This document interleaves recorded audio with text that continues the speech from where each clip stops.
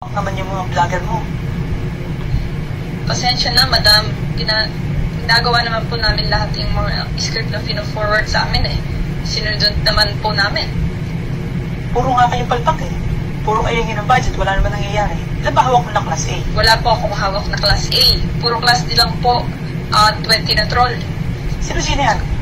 Yung grupo po ni Magdaraho, kasama sila Rosalinda at taga-Bukid.